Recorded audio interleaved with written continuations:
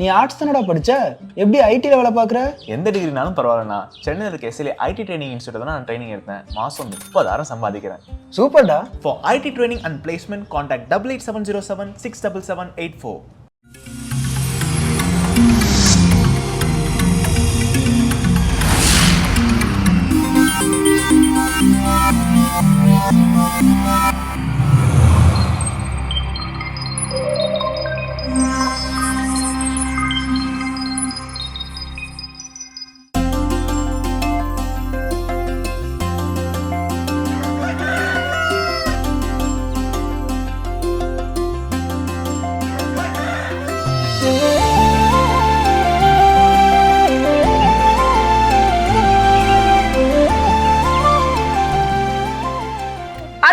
அனைவருக்கும் எங்களது இனிய காலை வணக்கம். வணக்கம் ஜோ. வணக்கம் கல்பனா, எப்படி இருக்கிறீங்க? நான் நலமா இருக்கேன், சிறப்பா இருக்கேன். நீங்க எப்படி இருக்கீங்க? எல்லா நாள் போலவே மகிழ்ச்சி. நாங்க இப்ப ரொம்ப திடமா இருக்கோம். ஏன் அப்படின்னா உங்களுடைய கதையை கேட்க போறோம். சொல்லுங்க. சோ இன்னைக்கான கதை என்ன அப்படின்னு பாத்தீங்கன்னா, ஒருத்தன் கடவுள்கிட்ட வந்து பயங்கரமா ப்ரேயர் பண்றான். எனக்கு ஒரு 1,00,000 ரூபா வேணும். பயங்கரமா. ஆமா, அதாவது எவ்வளவு நோன்பு இருந்து ஜெபம் பண்ண முடியுமோ அவ்வளவு நோன்பு இருந்து ப்ரேயர் பண்ணி கடவுள் என்ன பண்றா, முன்னாடி தோணி இந்த நீ 1,00,000 கேட்டல தான் வச்சுக்கோப்பா அப்படின்னு என்ன பண்றாரு, கையில கொடுத்துட்றாரு. கொடுத்தோடனே அவர் கடவுள் கேட்குறா, சரி அவன் கேட்டோடனே நான் கொடுத்துட்டேன், நீ எனக்கு பதிலுக்கு கைமாறா என்ன பண்ண போற, என்ன செய்ய போற அப்படின்னு அவன் சொல்றான். கடவுளே உங்களுக்கு நான் என்ன பண்றேன், ஒரு தேங்காய் உடைக்கிறேன். சரி ஓகே செய்ப்போ அப்படின்னு அவர் பெருசா அவர் எக்ஸ்பெக்ட் பண்ணல. அவர் பெருசா எக்ஸ்பெக்ட் பண்ணா அவர் என்ன பண்றாரு, சரின்னு போ அனுப்பிட்டாரு. இவனும் வெளியே போறான், கடையில போய் தேங்காய் என்ன விலைன்னு கேட்கறான். தேங்காய் 5 ரூபா அப்படின்னா. என்னது 5 ரூபாயா தேங்காய் விலை, ரொம்ப அதிகமா இருக்கே அப்படின்னா அந்த தேங்காய் கடைக்கார சொல்றாரு, பக்கத்துல அப்படியே நடந்து போனா ஒரு தென்னை மர தோப்பு இருக்குது, அங்க போய் நீ வாங்கினோம்னா அங்க கொள்முதல் வேலை தான், அது 3 ரூபா தான் வேணும், அங்க போய் வாங்கிக்கோன்னு சொல்லி என்ன பண்ண அனுப்பிடுறாரு. இவனும் சரின்னு சொல்லி என்ன பண்றான், அந்த தென்னந்தோப்புக்குள்ள போய் அந்த முதலாளியை பார்த்து எனக்கு ஒரு தேங்காய் வேணும்னு கேட்கிறாரு. அவர் 3 ரூபா அப்படிங்கிறாரு. இவனுக்கு இப்ப இந்த 3 ரூபா என்னவா தெரியுது, அதிகமா தெரியுது.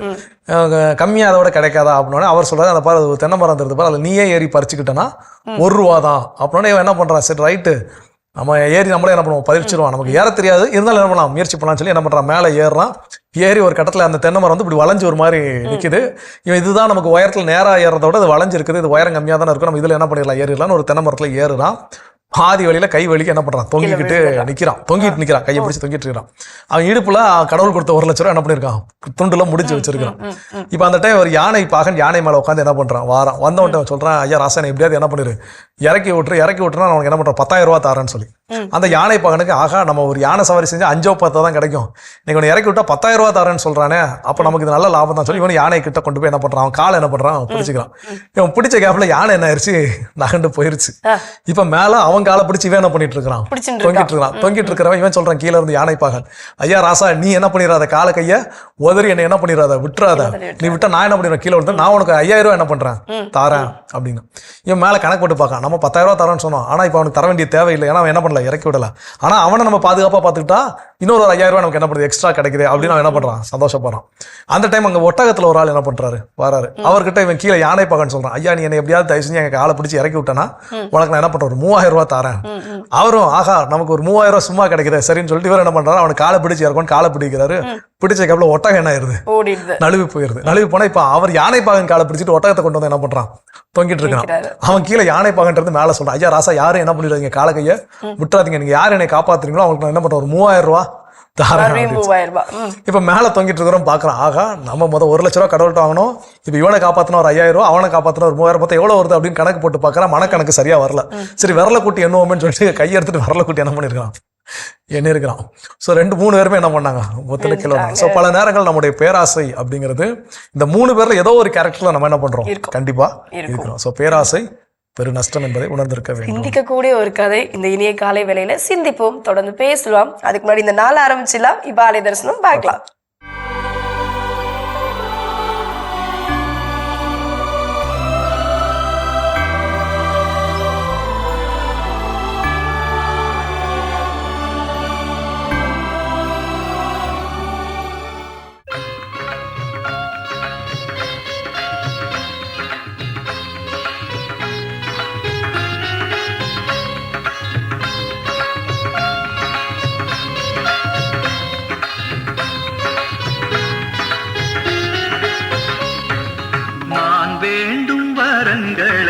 கொடுத்து விடு மாதா, நாள்தோறும் முகத்தை காட்டிவிடு, நான் வேண்டும் வரங்களை விடு மாதா நாள்தோறும் முகத்தை காட்டிவிடு மனம் திறந்து என்னிடத்தில் பேசிவிடு மனம் திறந்து என்னிடத்தில் பேசிவிடு என் இதயத்தில் நீ வந்து அமர்ந்து விடு என் இதயத்தில் நீ வந்து அமர்ந்து விடு நான் வேண்டும் வரங்களை கொடுத்து விடு மாதா நாள்தோறும் உன் முகத்தை காட்டிவிடு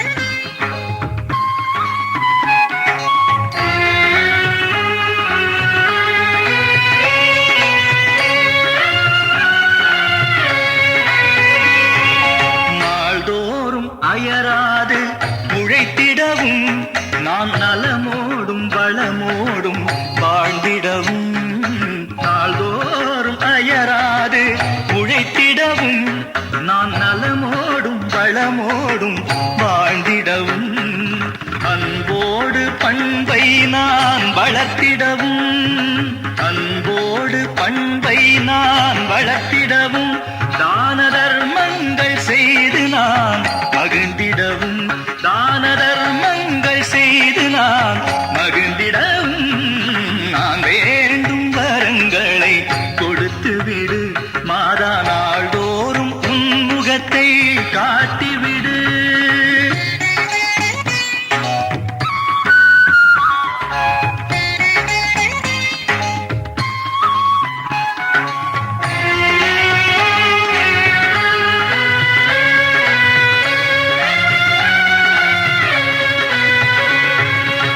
குடும்பமே கோயிலாக விளங்கிடவும் பெற்ற பிள்ளைகளே கோபுரமாய் உயர்ந்திடவும் குடும்பமே கோயிலாக விளங்கிடவும் பெற்ற பிள்ளைகளே கோபுரமாய் உயர்ந்திடவும் தாரத்தை தாயாக மதித்திடவும் தாரத்தை தாயாக மதித்திடவும் பெற்ற தாயை நான் தெய்வமாக வணங்கிடவும் பெற்ற தாயை நான் தெய்வமாக வணங்கிடவும் நான் வேண்டும் வரங்களை கொடுத்து விடு மாதா நாள்தோறும் முகத்தை காட்டிவிடு மனம் திறந்து என்னிடத்தில் பேசிவிடு என் இதயத்தில் நீ வந்து அமர்ந்து விடு நான் வேண்டும் வரங்களை கொடுத்து விடு மாதா நாள்தோறும் முகத்தை காட்டிவிடு. சிறப்பான அற்புதமான ஆலய தரிசனம் நாம் கண்டு விட்டோம் அப்படின்னு சொல்லலாம். எஸ், இந்த நாளை நம்ம இப்போ ஆரம்பிக்கலாம். இந்த தலம் நமக்கு என்ன கற்றுக் கொடுக்க போகிறது? இன்னைக்கு என்ன ஒரு சிந்தனை அப்படின்னு பார்த்தீங்கன்னா, நம்முடைய யதார்த்தமான வாழ்வியல் முறை, அப்போ அதில் நாம் கற்றுக்கொள்ள வேண்டிய மிக முக்கியமான வாழ்க்கை பாடங்கள் நிறையா இருக்குது. அதில் குறிப்பாக என்னன்னு பார்த்தீங்கன்னா, இன்றைக்கி வந்து தனி நபராக வென்றவர்களை காட்டிலும் குடும்பமாக இணைந்து வென்றவர்கள் இன்னைக்கு என்ன பண்ணியிருக்காங்க, பலர் இருக்கிறாங்க. பலரை நம்மால் என்ன பண்ணுவோம், விரல் விட்டு அடையாளப்படுத்தி சொல்ல முடியும். அவங்களும் அவங்களுடைய வெற்றி பயணத்தில் வெற்றி பெற்ற பிறகு அவர்கள் கொடுக்கக்கூடிய அந்த பேட்டியாக இருக்கலாம், எதுவாக இருக்கலாம், என்னுடைய குடும்பம் எனக்கு என்ன பண்ணாங்க, ரொம்ப சப்போர்ட்ஃபுல்லாக இருந்தாங்க. அதில் குறிப்பாக குடும்பம் அப்படின்னு சொல்கிறது கணவன் மனைவி அந்த உறவு நிலை, ரிலேஷன்ஷிப். அப்போ என்னுடைய வெற்றிக்கு என்னுடைய மனைவி ரொம்ப பெருந்துணையாக இருந்தாங்க. என்னுடைய கடந்த கால நிகழ்வுகள்லாம் எடுத்து பார்த்தோம் அப்படின்னா, நான் ரொம்ப கஷ்டப்பட்டு நான் வேலைக்கு வந்தேன். அந்த நேரத்தில் எனக்கு மிகப்பெரிய உறுதுணையாக இருந்த யார் பார்த்தீங்கன்னா என்னுடைய மனைவி அப்படின்னு சொல்லி பல வெற்றி அடைந்த கணவர்கள் என்ன பண்ணியிருக்கிறாங்க, சொல்லியிருக்கிறாங்க. அதுபோல சிகரத்தின் உச்சியில் இருக்கக்கூடிய மனைவி அவர்கள், அந்த பெண்மணிகள் பேசும்போது, என்னுடைய வாழ்க்கையில் நாங்கள் கடினமான தருணங்கள் நிறைய நாங்கள் என்ன பண்ணோம், கடந்து வந்தோம். ஆனால் அந்த நேரத்தில் ஃபுல்லாக எனக்கு உறுதுணையாக இருந்தது யார் அப்படின்னு பார்த்தீங்கன்னா என்னுடைய கணவர் தான் இருந்தார். அதனால தான் எனக்கு இந்த நிலைக்கு என்ன பண்ண முடிஞ்சிருக்கு, வந்திருக்க முடிஞ்சிருக்குதுன்னு சொல்லி சொல்லக்கூடிய பல ஆண்களையும் பெண்களையும் எனக்கு என்ன பண்ண முடியும், விரல் விட்டு நம்மளால என்ன பண்ண சொல்லி அப்படின்னு சொல்லி அடையாளப்படுத்த முடியும். ஏன்னா எல்லாருடைய வாழ்க்கையில இது இயல்பாக நடக்கக்கூடிய ஒரு சில விஷயங்கள். அப்போ இது எப்படி அவங்க வாழ்க்கையில சக்சஸ் ஆச்சு, ஏன் இந்த சக்சஸ் எல்லாருடைய வாழ்க்கையிலையும் இருக்கிறது இல்லை அப்படின்னா, அப்போ வாழ்வின் கடினமான தருணங்களில் கணவன் மனைவியாக இணைந்து வெற்றி பெறுவதற்கு சில விஷயங்கள் நம்ம என்ன பண்ணணும், தெரிந்து வைத்திருக்க வேண்டும். அப்போ அது என்ன அதை தான் எனக்கு என்ன பண்ண போறோம், தெரிஞ்சுக்க போறோம். அப்போ அதுல முதல் விஷயம், கணவன் மனைவியாக இணைந்து வாழ்வின் எவ்வளவு பெரிய கடினமான தருணங்களாக இருந்தாலும் சரி, நீங்க ஜீரோல ஸ்டார்ட் பண்ணாலும் சரி, இல்ல மைனஸ்ல இருந்து ஸ்டார்ட் பண்ணாலும் சரி, வாழ்க்கையின் வெற்றியை சென்று அடைவதற்கு கணவன் மனைவியாக இணைந்து போராடுவதற்கு இந்த விஷயங்கள்லாம் ரொம்ப ரொம்ப முக்கியம். அதுல முதல் விஷயம் சொல்லக்கூடியது என்ன அப்படின்னா, டுகெதர்னஸ் ஓவர் ஈகோ. எல்லாருக்குள்ளேயும் ஈகோ அப்படிங்கிறது இருக்கதான் செய்யுது. ஆண்களுக்கும் இருக்கும், பெண்களுக்கும் இருக்கும். ஒவ்வொருத்தருக்கும் அந்தந்த ஈகோ டச் பண்ணாத வரைக்கும் அவங்களுடைய ரியல் கேரக்டர் என்ன ஆகாது, வெளியே வராது. அப்ப கணவன் மனைவி அப்படிங்கிற ஒரு உறவுக்குள்ள போயாச்சு அப்படின்னா அங்க ஈகோக்கு வேலை இருக்க கூடாது. சின்ன சின்ன சண்டைனாலும் சரி, பெரிய சண்டைனாலும் சரி, அந்த ஆள் வந்து முத பேசட்டும் அப்படின்னா அந்த அம்மாவோ இல்ல அவ வந்து முத பேசட்டும் அப்படின்னு சொல்லி அந்த கணவரோ இருக்கவே கூடாது. உன்னை விட நான் அதிகம் சம்பளம் வாங்குறேன், இல்ல உன்னை விட நான் அதிகம் படிச்சிருக்கிறேன். இங்க ஈகோக்கு வேலையே கிடையாது. எந்த கணவன் மனைவி கேட்டால ஈகோ இருக்குதோ நீங்க வாழ்க்கையில ஜெயிக்கவே முடியாது. எந்த கணவன் மனைவி கேட்டால ஈகோ இல்லையோ அவர்கள் வாழ்க்கையில் எவ்வளவு பெரிய உயரத்தையும் எளிதில் சென்று அடைய முடியும். ஒரு அற்புதமான ஒரு தலைப்பை எடுத்திருக்கும். இன்னும் இதை பத்தி தொடர்ந்து சுவாரஸ்யமாக பேசலாம். அதுக்கு முன்னாடி அடுத்த பகுதி பார்க்கலாம்.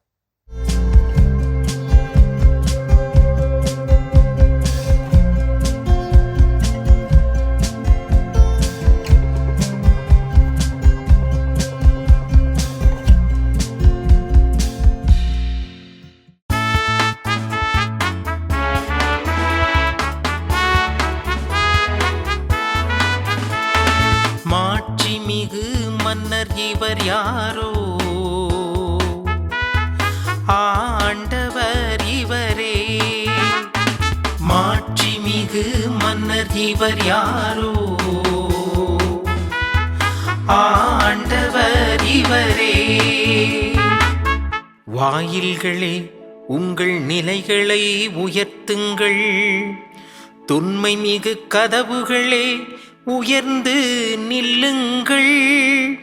மாட்சிமிகு மன்னர் உள்ளே நுழையட்டும், மாட்சிமிகு மன்னர் இவர் யாரோ. வலிமையும் ஆற்றலும் கொண்ட ஆண்டவர் இவரே, இவரே. போரில் வல்லவரான ஆண்டவர்.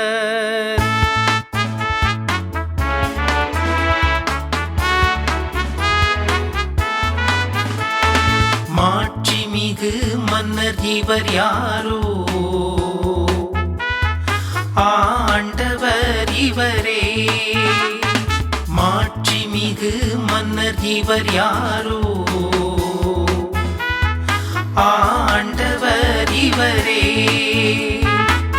வாயில்களே உங்கள் நிலைகளை உயர்த்துங்கள், தொன்மை மிகு கதவுகளே உயர்ந்து நில்லுங்கள். மாட்சிமிகு மன்னர் உள்ளே நுழையட்டும், மாட்சிமிகு மன்னர் இவர் யாரோ.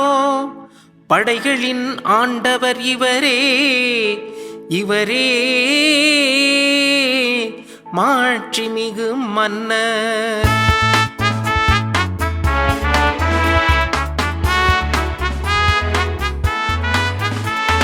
மாட்சிமிகு மன்னர் இவர் யாரோ, ஆண்டவர் இவரே. மாட்சிமிகு மன்னர் இவர் யாரோ, ஆண்டவர் இவரே. கிறிஸ்து இயேசுவில் எனக்கு மிகவும் பிரியமான என் அன்பு சகோதர சகோதரிகளே, மாதா தொலைக்காட்சியினுடைய நேயர்களே, தினம் ஒரு திருப்பாடல் என்கின்ற இந்த நிகழ்வு வழியாய் உங்கள் அனைவரையும் சந்திப்பதிலே மகிழ்ச்சி கொள்கிறேன். உங்கள் அனைவருக்கும் எனது காலை வணக்கங்களை தெரிவித்துக் கொள்கிறேன். இறைவனது நிலையான அமைதியும் சமாதானமும் உங்களோடும் உங்கள் குடும்பங்களோடும் உங்கள் வாழ்வோடும் என்றும் இருப்பதாக. கிறிஸ்து இயேசுவில் பிரியமானவர்களே, இன்று திரு அவையானது நமக்கு தியானிக்க கொடுத்திருக்கிற இந்த திருப்பாடல் எண் 24. இதன் பல்லவியாக நாம் தியானிக்க இருப்பது மாட்சிமிகு மன்னர் யாரோ, ஆண்டவர் இவரே. ஆக மாட்சிமிகு மன்னர் யார் என்றால் நம் ஆண்டவர் ஒருவரே மாட்சிமிகு மன்னராக இருந்திருக்கிறார். இந்த திருப்பாடலை நாம் பார்க்கிற போது இது 4 பகுதிகளை கொண்ட ஒரு திருப்பாடலாக இருக்கிறது. இந்த 4 பகுதிகள் 10 வசனங்களை கொண்ட திருப்பாடலாக இருக்கிறது. இன்றைய பகுதி 4வது பகுதியிலே வருகிற வசனங்கள் 7, 8, 9, 10. இந்த வசனங்கள் நமக்கு தியானிக்க இன்றைய திருப்பாடலாக கொடுக்கப்பட்டிருக்கிறது. பிரியமானவர்களே, இதை வாசிக்க பார்க்கின்ற போது, இதனுடைய தலைப்பை பார்க்கிற போது மாவேந்தனுடைய வருகை, ஆக ஆண்டவர் மேன்மை மிக்கவர், உயர்ந்தவர், சிறந்தவர், உண்மையுள்ளவர், இவர் மன்னர், மாவேந்தர் என்று இறைவனை புகழவும் போற்றி பாடவும் பயன்படுத்துகிற ஒரு பாடலாக இருக்கிறது. பிரியமானவர்களே, இந்த பாடலை இன்னும் ஆழமாக நான் சிந்தித்து பார்க்கிற போது, விண்ணையும் மண்ணையும் உண்டாக்கிய ஆண்டவர் மலைகளையும் வானத்து பறவைகளையும் மனிதனையும் படைத்து இந்த உலகத்தில் இருக்கிற எல்லா உயிரினங்களையும் படைத்த ஆண்டவர் எப்படிப்பட்ட அன்பு கொண்டவர், அவரது மாட்சிமை எத்துணை பெரியது என்பதை சிந்திக்க இன்றைய பாடல் நமக்கு அழைப்பு விடுக்கிறது. பிரியமானவர்களே, நாம் பலமுறை ஆலயங்களிலே ஆண்டவரை தேடி போவதை விட அதற்கு முன்பே இறைவனாகிய ஆண்டவர் நம்மை தேடி வந்திருக்கிறார், நம்மை சந்திக்க வந்திருக்கிறார். நாம் இன்பத்திலும் துன்பத்திலும், நமது வாழ்க்கை போராட்டத்தின் நடுவிலும், நம்முடைய சந்தோஷமான மகிழ்ச்சியான நிம்மதியான தருணங்களிலும், நாம் கண்ணீரோடு அழுது கொண்டிருக்கிற நேரங்களிலும், உடைந்து உட்கார்ந்து இருக்கிற நேரங்களிலும் இறைவனது உடனிருப்பு நம்மோடு இருக்கிறது. அவர் நம்மை தேடி வருகிற கடவுளாக இருக்கிறார், நம் வாழ்க்கையின் பங்காளியாக இருக்கிறார், நமது பயணத்திலே ஒரு துணையாளனாக இருக்கிறார் என்பதை உணர்த்துகிற ஒரு பாடல். இதைத்தான் நம்முடைய திருப்பாடலிலே வாசிக்க கேட்கிறோம். வாயில்களே உங்கள் நிலைகளை உயர்த்துங்கள், தொன்மை மிகு கதவுகளே உயர்ந்து நில்லுங்கள், மாட்சி மிகு கடவுள் உள்ளே நுழையட்டும். அப்படி என்றால் இறைவன் நமது வாழ்க்கையினுள்ளே, நமது உள்ளத்திலே, நமது இல்லத்திலே நுழைய வந்திருக்கிறார், காத்திருக்கிறார். நமது கதவுகளை திறக்கிறோமா, நாம் நம் வாயில்களை உயர்ந்த இடத்தில் வைத்திருக்கிறோமா என்பதை சிந்தித்து பார்க்க வேண்டும்.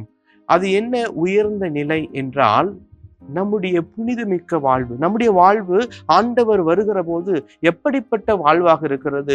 தூய்மையான, புனிதமான, சுத்தமான வாழ்வாக இருக்கிறதா, அல்லது அசுத்தத்தோடும் பாவத்தோடும் பாவ கரைகளோடும் வாழ்ந்து கொண்டு இருக்கிறோமா என்பதை சிந்தித்து பார்க்க இன்றைய திரு பாடல் நம்மை அழைப்பு விடுக்கிறது. கிறிஸ்து இயேசுவில் பிரியமானவர்களே, ஒவ்வொரு முறை நாம் திருப்பலியிலே இறை நற்கருணை வழியாக, தேவ நற்கருணை வழியாக அந்த ஆண்டவருடைய உண்மையான உடலையும் இரத்தத்தையும் ஆன்ம உணவாக நாம் உட்கொள்கிறோம் என்றால், அந்த உண்மையான ஆண்டவரை நாம் தூய இதயத்தோடு உட்கொள்கிறோமா என்பதை சிந்தித்து பார்க்க கூட இன்றைய திருப்பாடல் நமக்கு அழைப்பு விடுக்கிறது.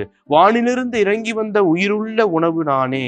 பிரியமானவர்களே, இதோ ஆண்டவர் மாட்சிமிகு மன்னராக நாம் உள்ளத்தில் இல்லத்தில் வர இருக்கிறார். உங்கள் வாயில்களை திறந்து வையுங்கள், உங்கள் கதவு நிலைகளை உயர்த்துங்கள். பிரியமானவர்களே, நம்முடைய வாழ்க்கை நிலையை இறைவனுக்கு ஏற்ற வகையிலே நாம் உயர்த்த அழைக்கப்பட்டிருக்கிறோம்.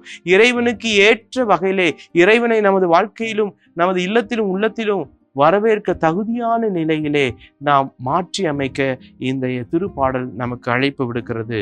கிறிஸ்து இயேசுவில் பிரியமானவர்களே, இறைவன் நம்மை சந்திக்க வருகிறார் என்றால் அவர் நம்மை பார்த்து கொண்டிருக்கிறார். நாம் இறைவனை பார்க்கிறோமா? நாம் இறைவனை சந்திக்க தயாராக இருக்கிறோமா?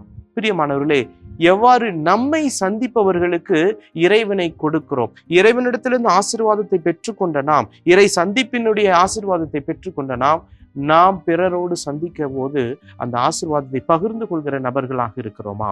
நம்மில் இறைவனை வெளிப்படுத்துகிறோமா? இறை பிரசன்னத்தை பிறருக்கு கொடுக்கிறோமா என்பதை சிந்தித்து பார்க்கும். கண்களை மூடி இறைவனிடத்திலே நாமே ஒப்பு கொடுப்போம். செபிப்புமாக. என்றும் வாழும் எல்லாம் வல்ல இறைவா, இதோ நீர் எங்கள் உள்ளங்களிலும் இல்லங்களிலும் கடந்து வருகிறேன். எங்கள் துன்பத்திலும் இன்பத்திலும் எங்களோடு துணையாக இருக்கிறேன். தெய்வமே, நீர் எங்களுக்கு கொடுத்த அமைதியும் சமாதானத்தையும் சந்தோஷத்தையும் நாங்கள் பிற மனிதர்களை காணும் போது, பிற மனிதர்களை சந்திக்கிற போது உமது இறைத்தன்மையை நாங்கள் பிறருக்கு வெளிப்படுத்த எங்களுக்கு அருள் தாரும். எங்கள் ஆண்டவராகிய கிறிஸ்து வழியாக உம்மை மன்றாடுகிறோம். ஆமேன். அருமையான தினம் ஒரு திருப்பாடல் பகுதி பார்த்துட்டோம். அதோட இன்னைக்கு நாள் நம்ம பேசிட்டு இருக்கிறோம் கடவுள் வணக்கம் நிகழ்ச்சியில கணவன் மனைவியாக இணைந்து வாழ்வின் கடினமான தருணங்களையும் கூட கடந்து வெற்றி பெறுவதற்கு தெரிந்து வைத்திருக்க வேண்டிய விஷயங்கள் என்னென்ன, அதுல அடுத்ததான் கண்டிப்பா அது சொல்றப்ப, அந்த வாக்கியம் சொல்றப்பவே ரொம்ப அழகா இருக்கு. அதாவது அற்புதமான அந்த வெற்றியை நோக்கி அவங்க பயணம் செய்யணும் அப்படின்னா இருவருமே இணைந்து செயல்பட வேண்டும். அது முதலில் ஈகோ இருக்கக்கூடாதுன்னு பார்த்துட்டோம்.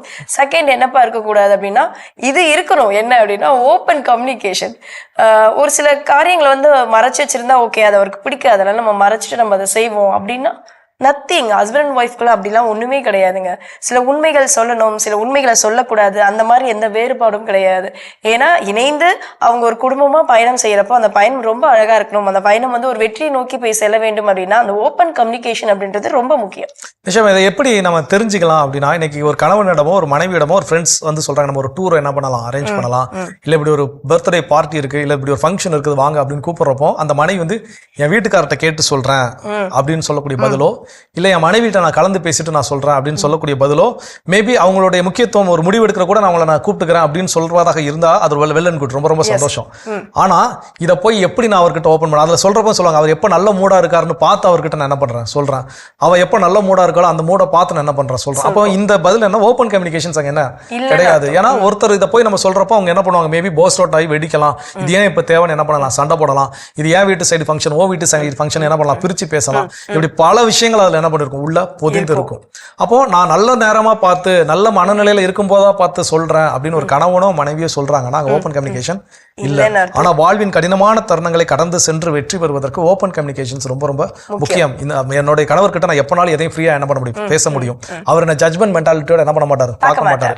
என் மனைவி கிட்ட எதனாலும் எப்போ என்ன பண்ணுவேன், ஃப்ரீயா என்னால பேச முடியும். என்னுடைய விஷயம் உள்ளத்துல இருக்கக்கூடிய எல்லா விஷயத்தையும் நான் எளிதில் என்ன பண்ணிடுவேன், நான் ஷேர் பண்ணிடுவேன். என் நண்பன் கிட்ட எப்படி நான் ஷேர் பண்றனோ அது போல கணவன் மனைவியிடமும் மனைவி கணவனிடமும் ஷேர் பண்ண முடியுது அப்படின்னு எந்த ஒரு ரிலேஷன்ஷிப்ஸ் இருக்கிறாங்களோ ஸோ அவங்களால எளிதில் என்ன பண்ண முடியும், வெற்றி அடைய.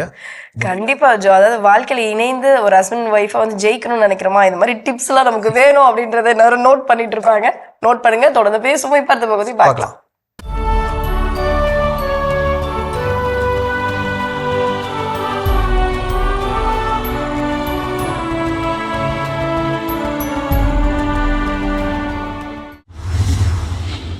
புனித தீமோத்தேயு, புனித தீத்து. லிஸ்திராவில் வாழ்ந்த கிரேக்க மொழி பேசும் தந்தைக்கும் இறைபக்தி மிகுந்த யூத கிறிஸ்தவரான தாயாருக்கும் பிறந்தார் தீமோத்தேயு. திருத்தூதர் பவுல் தன் 2ஆம் தூதுரை பயணத்தின் போது தீமோத்தேயுவை சீலாவுடன் அழைத்துச் செல்ல மாசிதோனியா, அக்காயா பகுதிகளில் ஆண்டவரை அறிவித்து இறை பணிகளை செய்தார் தீமோத்தேயு. கிபி 65ஆம் ஆண்டு எபேசு திருச்சபையின் ஆயராக தேர்ந்தெடுக்கப்பட்ட தீமோத்தேயு சிலை வழிபாடுகளுக்கும் பிற தெய்வ ஆராதனைகளுக்கும் எதிராக போராடியதால் எதிரிகளால் கல்லெறிந்து படுகொலை செய்யப்பட்டார். திருத்தூதர் பவுலோடு உடனிருந்து ஆண்டவரின் பணிகளை செய்த தீமோத்தேயுவை திரு அவை புனிதராக உயர்த்தி குடல் பிரச்சனை உள்ளவர்களின் பாதுகாவலராக அறிவித்தது. அந்தியோக்கியாவில் வாழ்ந்த வேற்று இனத்தை சேர்ந்த பெற்றோருக்கு பிறந்தார் தீத்து. புனித பவுலின் போதனையில் கிறிஸ்தவராக மனம் மாறிய இவர் புனித பவுலோடு இணைந்து ஆண்டவரின் பணிகளை செய்தார். திருத்தூதர் பவுலின் வேண்டுகோளினை ஏற்று கொரிந்து நகருக்கு சென்ற தீத்து ஆண்டவரை அந்நகர மக்களுக்கு அறிவித்து மக்களை மனம் திருப்பினார். புனித பவுலின் 3ஆம் தூதுரை பயணத்தின் போது உடனிருந்து இறைப்பணிகளை செய்த தீத்து கிபி 64ஆம் ஆண்டு கிரீட் தீவிலும் கிபி 65ஆம் ஆண்டு யூகோஸ்லேவியா நாட்டிலும் நற்செய்தியினை அறிவித்து தன் 94வது வயதில் விண்ணகமடைந்தார். புனித தீமோத்தேயு, புனித தீத்து திருவிழாவினை கொண்டாடுகின்ற நாம் குடல் பிரச்சனை உள்ளோருக்காகவும் அவர்களின் உடலை ஆண்டவர் தொட்டு ஆசீர்வதிக்கும்படியாக உருக்கமோடு ஜெபிப்போம். சிறப்பான இன்றைய புனிதர் பகுதி நம்ம பார்த்துட்டோம். லைஃப்ல ஹஸ்பண்ட் அண்ட் ஒய்ஃப் ஒன்னா சேர்ந்து அந்த டிராவல்ல வந்து ஒரு வெற்றியை நோக்கி ஒரு பயணம் அது அமையணும் அப்படின்னா சில காரியங்கள் நம்ம செஞ்சுதாங்க ஆகணும் அப்படின்றது ரொம்ப சிம்பிளா தான் பேசிட்டு இருக்கோம். அடுத்ததா என்ன பண்ணணும்? ஸோ அடுத்ததா என்ன அப்படின்னா நம்முடைய திருமண வார்த்தைப்பாடு அப்படிங்கிறதுல நம்முடைய கத்தோலிக்க திருமணங்கள்ல நம்ம சொல்லக்கூடிய விஷயங்கள் உன்னை மதிக்கவும் அப்படிங்கிற ஒரு வார்த்தை அந்த உறுதிமொழி என்ன பண்ணுறோம், கணவனும் சரி மனைவியும் சரி, கணவன் மனைவிக்கும் மனைவி கணவன் கொடுக்கக்கூடிய அந்த வார்த்தைப்பாடுல என்ன பண்றோம், நம்ம வந்து சொல்றோம் உங்களை மதிக்க, வாழ்நாள் முழுவதும் உங்களை மதிக்கவும். ஸோ அந்த மியூச்சுவல் ரெஸ்பெக்ட் நம்ம கரெக்டா கொடுத்த வாக்குறுதி மாதிரி அதை ஃபாலோ பண்றோமா அப்படின்னா ஒரு பெரிய கேள்விக்குறி அப்படிங்கிறது இருக்குது. ஸோ ஒரு முகத்திற்கு நேராகவோ இல்லை முகத்திற்கு பின்னதாகவோ இப்போ சில நேரங்களில் கணவன் நண்பரும் ரொம்ப அப்பர் ஹேண்ட் எடுக்கணும்னு சொல்லி மனைவியை அவதூறாக பேசுறதோ ஒரு கேலி கிண்டலுக்கு கூட அவங்க என்ன பண்றது ஒரு குறைச்சி மதிப்பிட்டு பேசுறதோ எளிதில் நிறைய நேரங்கள் என்ன பண்றோம் பார்க்குறோம் நடக்குது. ஆனால் இந்த மனைவி அதே போல சில இடங்கள் செய்கிறாங்க, சில இடங்கள் நடக்குது, சில இடங்கள் நடக்கிறது இல்லை. சில இடங்களில் முதுகுக்கு பின்னாடி அவர் போனதுக்கப்புறம் அந்த ஆள் கிடக்குற அவன் இவன் அப்படின்னு பேசக்கூடிய விஷயங்களும் இருக்கத்தான் செய்யுது. இல்லைன்னு நம்ம என்ன பண்ண சொல்ல முடியாது. அப்போ நம்ம கொடுத்த வாக்குறுதி என்னாச்சு? காத்துல பிறக்க. ஆனா இங்க சொல்லக்கூடிய விஷயம், கணவன் மனைவியாக இணைந்து வெற்றி பெறுவதற்கு ஒருத்தர் இன்னொருத்தர் மேல மியூச்சுவல் ரெஸ்பெக்ட். அதான் என்னன்னா ஒருத்தர் மற்றவர்களின் உணர்வுகளை என்ன பண்ணணும், புரிந்து மதித்து கொள்ள வேண்டும். எனக்கு இது பிடிக்கும், ஆனா உனக்கு இது பிடிக்கலையா, சரி இதை உனக்காக நான் என்ன பண்ணிடுறேன், விட்டு கொடுத்துருந்தேன். ஓகே, எனக்கு இது பிடிக்கவே பிடிக்காது, ஆனா நீங்க இதை செய்ய சொல்றீங்களா, உங்களுக்கு இதை செய்ய பிடிச்சிருக்குதா, ஓகே உங்களுக்காக நான் என்ன பண்றேன், செய்யறேன். ஸோ அப்படி ஒருத்தருக்கு ஒருத்தர் விட்டு கொடுத்து அந்த மரியாதையோடு நடக்கின்ற பொழுதுதான் அங்க ஒரு அன்பு அப்படிங்கிறது தலைத்தோங்கும். அந்த அன்பு தலைத்தோங்குகின்ற பொழுது நிச்சயமாக வெற்றி என்பது கிடைத்தே. ஒரு பேரை பார்த்து நம்ம மேட் ஃபார் ஈச் அதர்னு சொல்றதுக்கு இந்த மியூச்சுவல் ரெஸ்பெக்ட்ன்றது ரொம்ப முக்கியம். தெரிந்து வைத்திருப்போம். தொடர்ந்து பேசலாம். இப்ப அடுத்த பகுதி பார்க்கலாம்.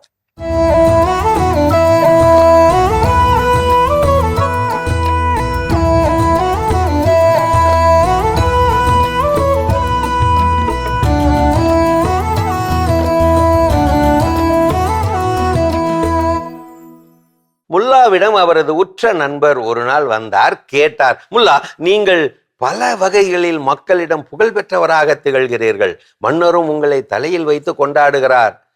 இப்படி நீங்கள் புகழ் பெறுவதற்கு ஏதோ ஒரு வாழ்க்கை ரகசியம் இருக்க வேண்டும். தயவு செய்து அந்த ரகசியத்தை சொல்கிறீர்களா? இதை நீர் எப்படி கண்டுபிடித்தீர்? உண்மையிலேயே அப்படி ஒரு ரகசியம் என்னிடம் இருக்கிறது. அதனால்தான் நான் இவ்வளவு பிரபல்யமாக இருக்கிறேன். ஆனால் அது ரகசியமாயிற்றே. இதுவரை நான் யாரிடமும் அதை சொன்னதில்லையே. சொன்னால் பரவி விடுமே. நீங்கள் அதை என்னிடம் தயங்காமல் சொல்லலாம். அது என்னை விட்டு வெளியே போகாது. தயங்காமல் சொல்லுங்கள். வேண்டாம் வேண்டாம், யாராவது அதிக பணம் தந்து ஆசை காட்டி கேட்டால் நீங்கள் சொல்லிவிட வாய்ப்பு இருக்கிறது. வேண்டாம் வேண்டாம், அதெல்லாம் நடக்காது முல்லா. கோடி பொன் கொடுத்து ஆசை காட்டினாலும் யாரிடமும் நான் சொல்ல மாட்டேன்.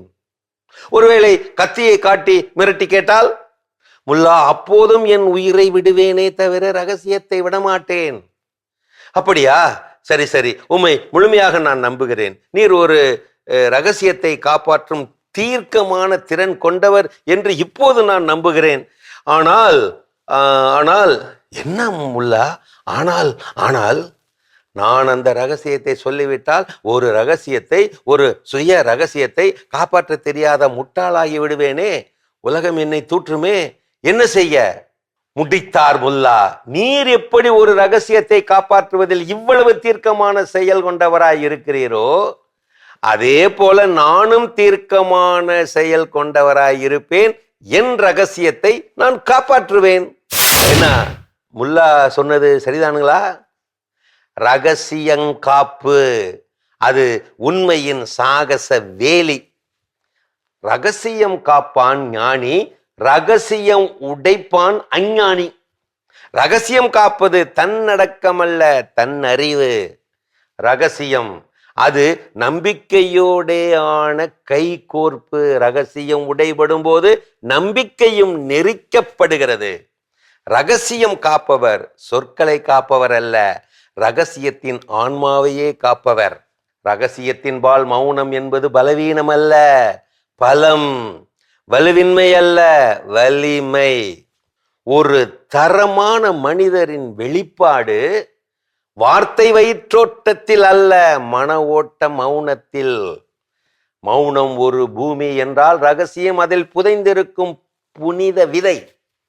அறிவு எந்த ஒரு உண்மையையும் வெளிப்படுத்தும். ஞானமோ மறைக்க வேண்டிய உண்மையை மறைத்தே விடும். வெற்றியின் ரகசியம் இதுவே. புத்தகங்களை துணைகொள், உடல் உழைப்பை அதிகரி, சனி நீராடு, நயம் பட உரை, ஆத்திரம் அகற்று, கொஞ்சமாய் சாப்பிடு, கீரையை சேர்த்துக்கொள், காலை மாலை நட, மனம் விட்டு சிரி, அதோடு ரகசியம் பேணு. என்ன செய்ய? சில ரகசியங்கள் காக்கப்படுகின்றன, சில உண்மைகள் மறைக்கப்படுகின்றன, சில பொய்மைகள் நடமாடுகின்றன, ஏன் நடனமும் ஆடுகின்றன.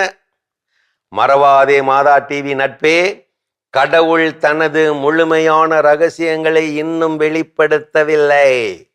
அதனால் தான் அவரது மௌனம் அத்துணை மதிப்பானது, அத்துணை புனிதமானது. அருமையான கதைகள் 1000 பகுதி பார்த்துட்டோம். இன்னைக்கான கதையும் சிந்தனையும் கேட்டாச்சு. அதோட இன்னைக்கு நம்ம பேசிட்டு இருக்கிறோம் கடவுள் வணக்கம் நிகழ்ச்சியில் ஒரு கணவன் மனைவி இணைந்து வெற்றி அடைவதற்கு அவங்ககிட்ட இருக்க வேண்டிய முக்கியமான விஷயங்கள் என்னென்ன அப்படின்னு பேசிட்டு இருக்கிறோம்.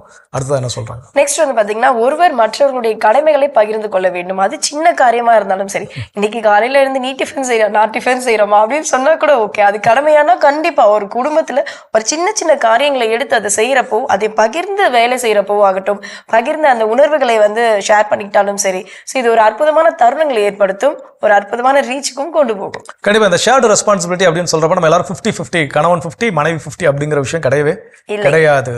சில இடங்கள்ல மனைவி 80% கொடுக்க வேண்டியிருக்கும், கணவர் 20% கொடுக்க வேண்டியிருக்கும். சில இடங்கள்ல கணவர் 90% கொடுக்க வேண்டியிருக்கும், மனைவி 10% கொடுத்தா போதுமானதா இருக்கும். அப்படி அந்த வேலையை பொறுத்து இந்த ரெஸ்பான்சிபிலிட்டியோட ரேஷியோ என்ன ஆகும் அப்படின்னா கூட குறைய இருக்கத்தான் செய்யும். 50-50 கொடுக்கறதுக்கு இது ஒன்றும் பிசினஸ் பார்ட்னர் அப்படிங்கிறது கிடையாது. ஸோ இந்த லைஃப் பார்ட்னர் அப்படிங்கிறப்போ இந்த ரெஸ்பான்சிபிலிட்டி எந்த இடங்களில் என்னால் அதிகம் கொடுக்க முடியுமோ, நான் எந்த இடங்களில் அதிகம் கொடுக்க வேண்டுமோ அதை ஒரு கணவர் கொடுக்க வேண்டும். எந்த இடங்களில் நான் அதிகம் கொடுக்க வேண்டும் அப்படிங்கிறத ஒரு மனைவி ஃபீல் பண்றாங்களோ அந்த இடத்துல அவங்க அதிகமாக என்ன பண்ணணும், அதை கொடுக்கணும். ஸோ இந்த புரிந்துணர்வு, அந்த ஷேர்டு ரெஸ்பான்சிபிலிட்டி தான் ரொம்ப ரொம்ப முக்கியம். அது சமைப்பதாக இருக்கலாம், இல்லை ஒரு பொருளாதார ரீதியான சிக்கல்களை நிவர்த்தி செய்வதாக என்ன பண்ணலாம் இருக்கலாம். இப்படி எதுவாக இருந்தாலும் சரி, குடும்பத்தினுடைய நல்ல நல்ல முக்கியமான முடிவுகளை எடுக்கும்போது கூட இருக்கலாம். அப்போ இந்த ஷேர்டு ரெஸ்பான்சிபிலிட்டி என்ன பண்ணும், வெற்றியை நோக்கி அழைத்து செல்லும். நீங்க சொன்ன மாதிரி அவங்க ஒரு பிசினஸ், அதாவது பிசினஸ் பார்ட்னர் கிடையாது, அவங்க ஒரு லைஃப் பார்ட்னர் அப்படின்ற ஒரு தெளிவு இருந்தாலே போதும். இன்பம் பிறக்கும்ன்றதுல சந்தேகம் இல்லை. தொடர்ந்து பேசுவோம். இப்ப அடுத்த பகுதி பார்க்கலாம்.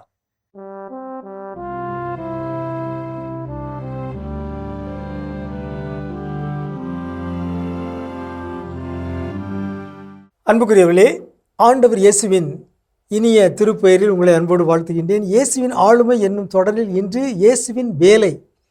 இயேசுவின் வேலை என்ன, நம்முடைய வேலை என்ன என்பதை பற்றி உங்களோடு பகிர்ந்து கொள்ள விரும்புகின்றேன். நல்ல ஆளுமைகள் தங்களுடைய வேலை, தங்களுடைய பணி பற்றி தெளிவிக் கொண்டிருக்கிறார்கள். நான் யார், என்னுடைய பணி என்ன, என்னுடைய பயணத்தின் இலக்கு என்ன என்கிற தெளிவுகளை கொண்டிருப்பவர்கள் நல்ல ஆளுமைகள்.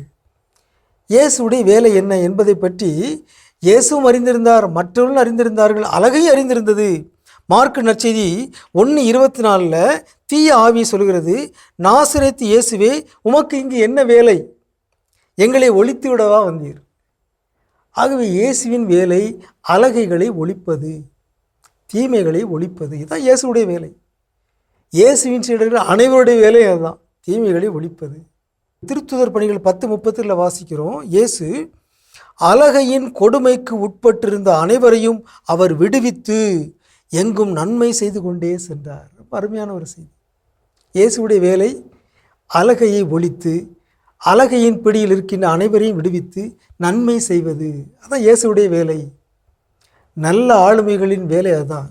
இந்த உலகில், இந்த சமூகத்தில் இருக்கின்ற எல்லா தீமைகளையும் ஒழிக்க வேண்டும், அடிமைத்தனத்தை ஒழிக்க வேண்டும், வேதத்தை, வேறுபாடுகளை ஒழிக்க வேண்டும்,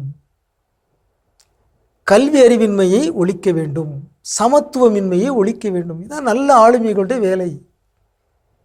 இயேசுடைய வேலை, அவர் அழகின் பிடியிருந்த அனைவரையும் விடுவித்து நன்மை செய்து கொண்டே சென்றார்.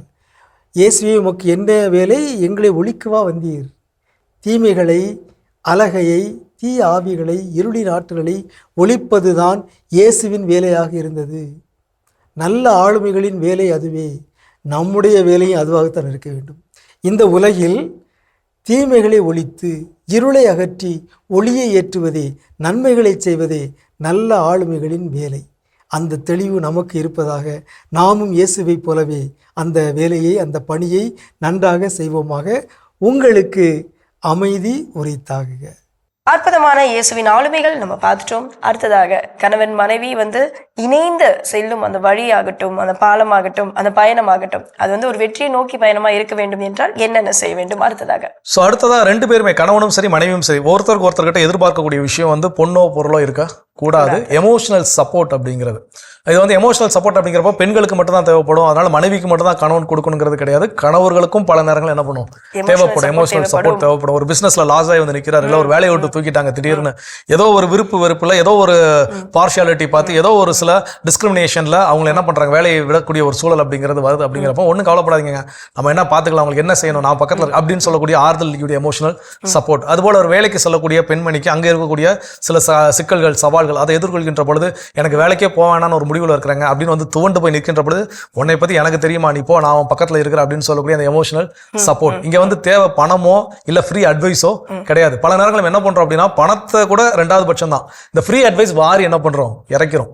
ஒரு பிரச்சனை அப்படின்னு மனைவி வந்து சொல்கிறப்போ இதுக்கு தான் நான் முதலே சொன்ன அந்த வேலைக்கெல்லாம் போகாத அப்படின்னு சொல்லக்கூடிய ஃப்ரீ அட்வைஸ் அங்கே தேவை கிடையாது.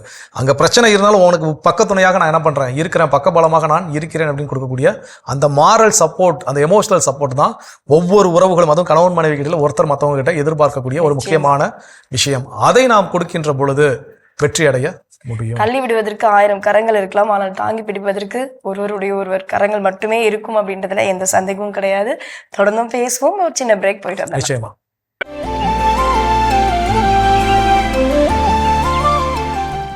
நிகழ்ச்சிக்குள் உங்களை மீண்டும் அன்புடன் வரவேற்கின்றோம். நீங்கள் பார்த்து கொண்டிருப்பது மாதா தொலைக்காட்சியின் கடவுள் வணக்கம்.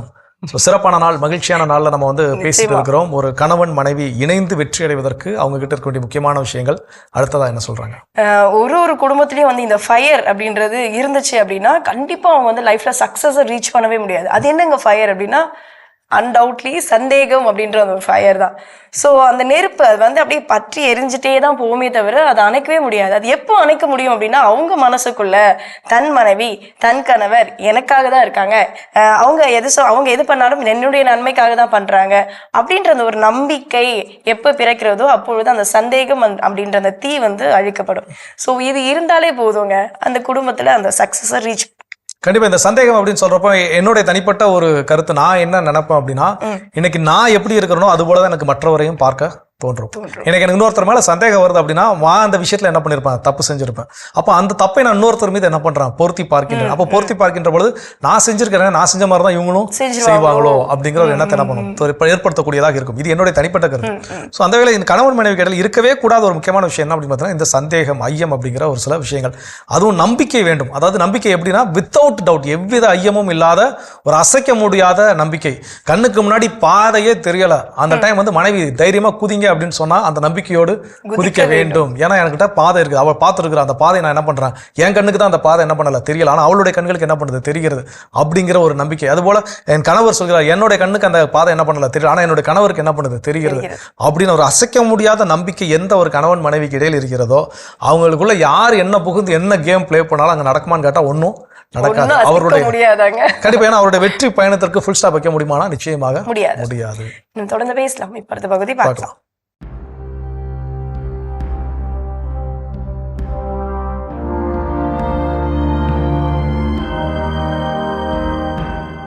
மாதா தொலைக்காட்சி நண்பர்களே, உங்கள் அனைவருக்கும் வாழ்த்துக்கள்.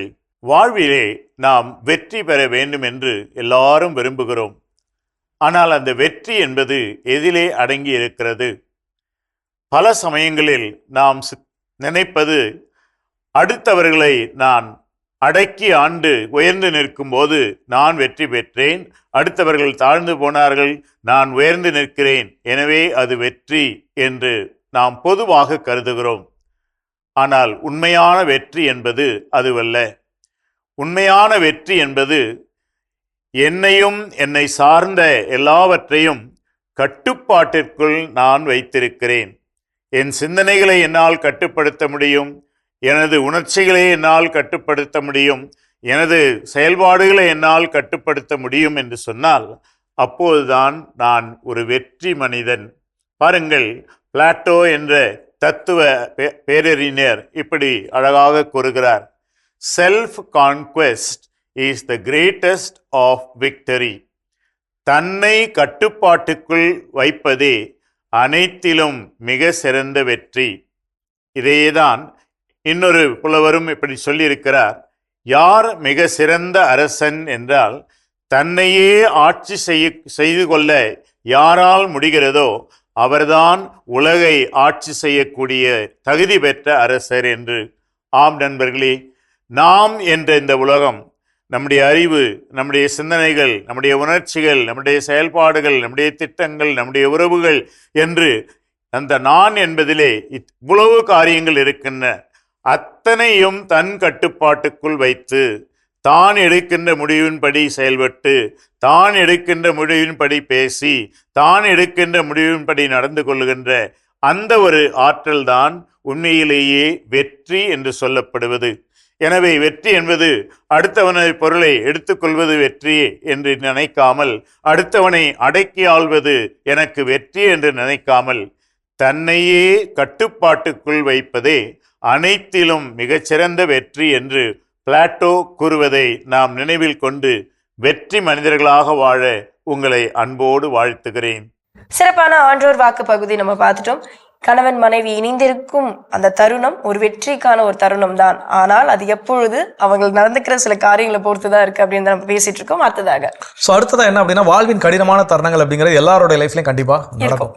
அதுவும் குறிப்பா திருமணமான புதுதில் இந்த கடினமான தருணங்கள் ரொம்பவே அதிகமாக இருக்கும். ஏன்னா திருமணமான ஒரு சில நாட்கள்ல அந்த 2 பேருமே இருவேறு பழக்க வழக்கங்களை உடைய நபர்கள். அது பெரியோர்களால் நிச்சயிக்கப்பட்ட திருமணமாக இருந்தாலும் சரி, இல்ல காதல் திருமணமாக இருந்தாலும் சரி. அப்ப என்ன அப்படின்னா, அவங்களுடைய வாழ்க்கைக்குள்ள உள்ள என்டர் ஆகும்போது அது வரைக்கும் இந்த ஆணினுடைய குடும்பத்துல பழக்கப்பட்ட பழக்கங்கள் அப்படிங்கிறது ஒண்ணு இருக்கும். இந்த பெண் வளர்ந்து வந்த சூழல், அங்கே பழகி கொண்ட பழக்கங்கள் வேற இருக்கும். அந்த ரெண்டும் ஒன்னா அங்க ஜாயின் ஆகுறப்போ சில விஷயங்கள் ஒத்து போகும், சில விஷயங்கள் ஒத்து போகாது. ஒத்து போகக்கூடிய விஷயங்கள் பெண் கண்களுக்கு பெருசா என்ன ஆகாது, தெரியாது. எதெல்லாம் ஒத்து போகல அதுதான் என்ன பண்ணும், பெரிய விஷயங்களா வரும். அப்ப அந்த நேரத்துல என்னென்னலாம் வரும்னு பாத்தீங்கன்னா, பெண் வீட்டார்ல அவங்க அப்பா அம்மாட்ட போய் முறையிடுவாங்க, ஆண் அவங்க அப்பா அம்மாட்ட போய் முறையிடுவாரு. இவங்க பெரியவங்க கடைசி என்ன பண்ணுவாங்க, ஒரு கட்டத்துல பாத்தீங்கன்னா அது பிரிவுக்கு மன முறிவுக்கு கொண்டு போய் என்ன பண்ணிடும், சேர்த்துரும். அப்போ இந்த மாதிரியான கடினமான தருணங்கள்ல கொஞ்சம் அமைதியா இருக்க கற்றுக்கொள்ள வேண்டும். ஏன்னா இதை நான் புரிந்து கொள்வதற்கும், என் மனைவியை பற்றி நான் புரிந்து கொள்வதற்கும், என் கணவனை பற்றி நான் புரிந்து கொள்வதற்கும் அப்படிங்கிறது டைம் என்ன பண்ணும், எடுக்கும். அப்போ அந்த டயத்துக்கு தேவையான பொறுமையை கையாள கற்றுக்கொள்ள வேண்டும். அந்த நேரத்துல அப்பா அம்மாக்கள் அவசரப்பட்டு என் பிள்ளையோட வாழ்க்கையை நான் பாதுகாக்க போறேன்னு உள்ள இருக்கிறது என்ன பண்ணிடக்கூடாது, மோசமான நிலைக்கு மாற்றிவிட கூடாது. அப்போ டூரிங் டஃப் டைம்ஸ், கடினமான தருணங்கள் வாழ்க்கையில, திருமணமான புதுதிலும் வரும், திருமணமாக 5 வருஷம் 10 வருஷம் கழிச்சு என்ன பண்ணுவோம் வரும். திடீர்னு வாழ்க்கையில ஒரு உச்சத்துல என்ன பண்ணிருப்போம் இருப்போம், எல்லாமே ஒரே நல்ல நொடி பொழுதுல எதுவும் இல்லாத ஒரு சூழல் கூட வரக்கூடிய சூழல் வரும். அப்போ அந்த நேரத்திலையும் கூட பொறுமையாக, ஓகே நம்ம கிட்ட இருந்துச்சு, சந்தோஷமா இருந்தோம், இன்னைக்கு ஒண்ணுமே இல்லாத ஒரு நிலையில இருக்கிறோம், மீண்டும் இதை உருவாக்குவது எப்படி அப்படிங்கிற எண்ணம் தான் அந்த பொறுமையிலிருந்து வருமே தவிர, அந்த நேரத்தில் ஐயோ எல்லாம் போச்சு உங்களால போச்சுன்னு சொல்லி கணவரை பழி சொல்வதோ, இல்ல ஒன்னாலதான் போச்சு அப்படின்னு சொல்லி மனைவியை பழி சொல்வதோ, இந்த மாதிரியான ஒரு அங்கலாய்ப்பு இருந்துச்சுன்னா, அமைதி இல்லாமல் போச்சுன்னா அங்க வெற்றி அடைய முடியுமான்னு கேட்டா வெற்றி அடைய முடியாது. புரிந்து கொள்ளும் தருணம் இருக்கும் வரை அந்த பொறுமையோடு இருப்பது மிக மிக அவசியம் என்பதை தெளிவிருக்க வேண்டும். தொடர்ந்து பேசுவோம், பார்க்கலாம்.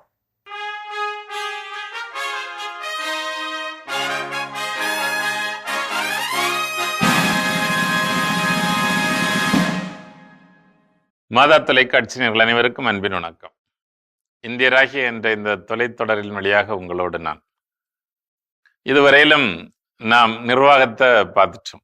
அடுத்து மிக மிக முக்கியமான விஷயம், இதுதான் எல்லாத்துக்கும் முக்கியம், எல்லாத்துக்கும் அடிப்படை, அது இந்திய நாட்டின் தேர்தல்கள், எலெக்ஷன்ஸ் பற்றி நம்ம பார்க்க போறோம். பகுதி 15 அதை பற்றி பேசுகிறது.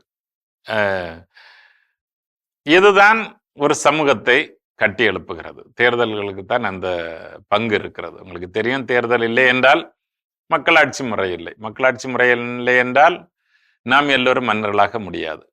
அதுதான் தேர்தலுடைய சிறப்பான பண்பு. நம்முடைய நாட்டில் இது வயது வந்தவருக்கு வாக்குரிமை என்ற அடிப்படையில் இது செயல்படுத்தப்படுகிறது. பல நாடுகள் இன்றைக்கு அந்த கொள்கையைத்தான் கடைபிடித்துக் கொண்டிருக்கிறார்கள். நாம் ஏறக்குறைய சுதந்திரத்திற்கு பிறகுதான் இந்த நாடு முழுவதும் தேர்தலில் பங்கெடுப்பதற்கான ஒரு வாய்ப்பை நாம் சட்ட ரீதியாக உருவாக்கி வைத்திருக்கிறோம். அதை மறந்துவிடக்கூடாது.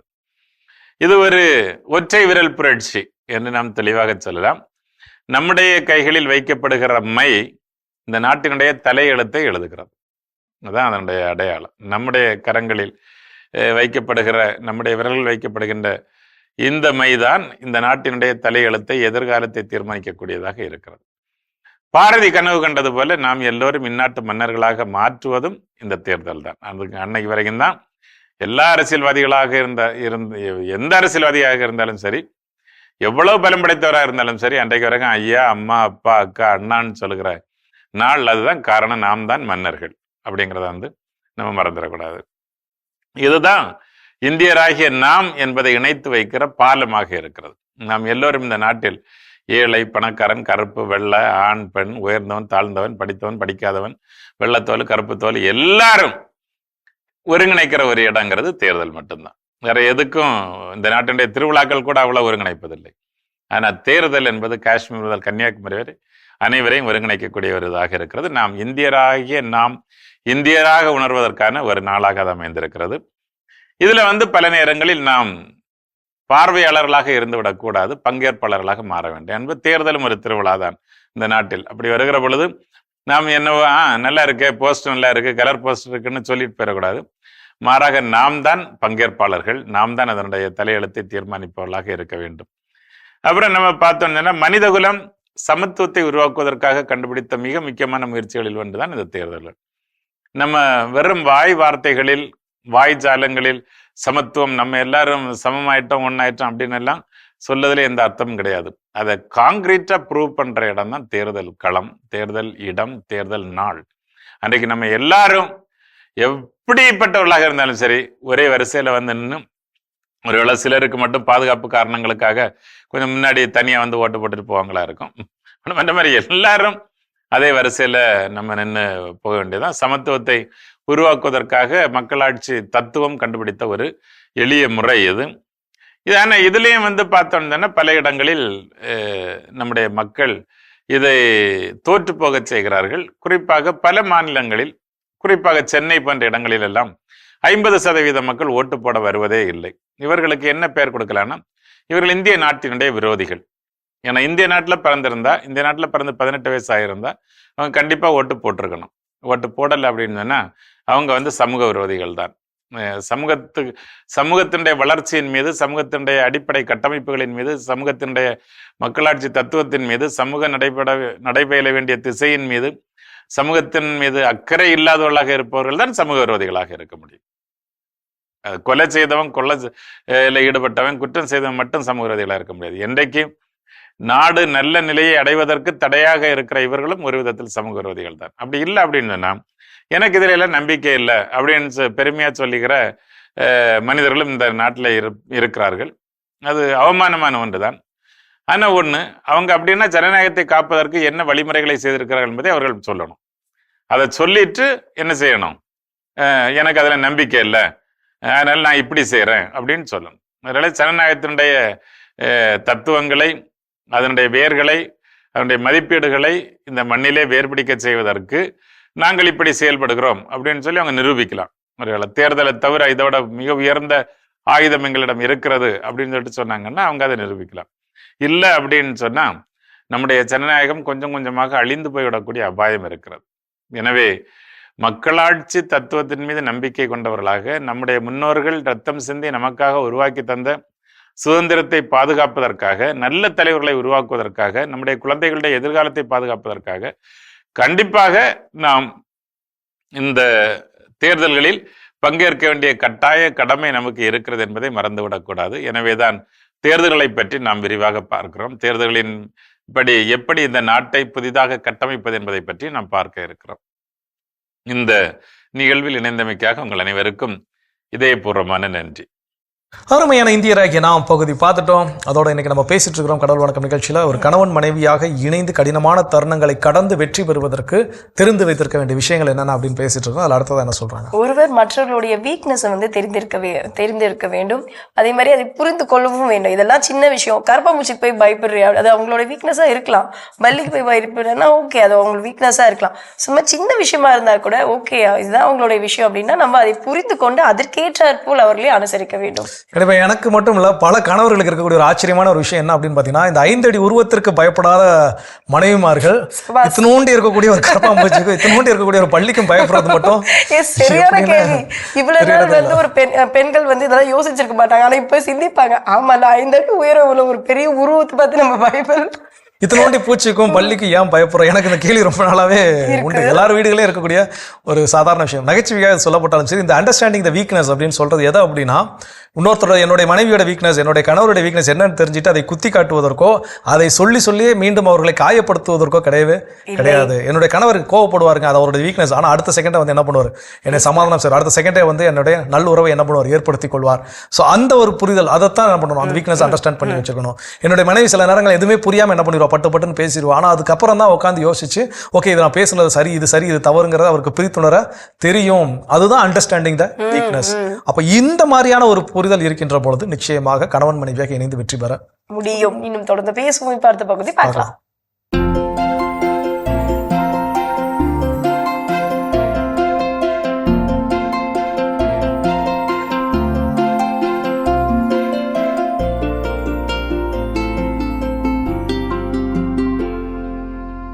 அனைவருக்கும் வணக்கம். இன்றைய பதிவில் நம்ம என்ன முக்கியமாக பார்க்க போகிறோம்னா, அக்ரி ஆஃபீஸில் அல்லது வெளியில் வந்து நுண்ணூட்ட கலவைன்னு விற்பாங்க. எதுக்கு அடுத்தாலும் எந்த பயிருக்கும் நுண்ணூட்ட கலவையை நீங்கள் வாங்கி இவ்வளோ கலந்து தெளிங்க அப்படின்னு சொல்கிறாங்கல்ல. அப்போ அதோட விலை என்னவாக இருக்குது?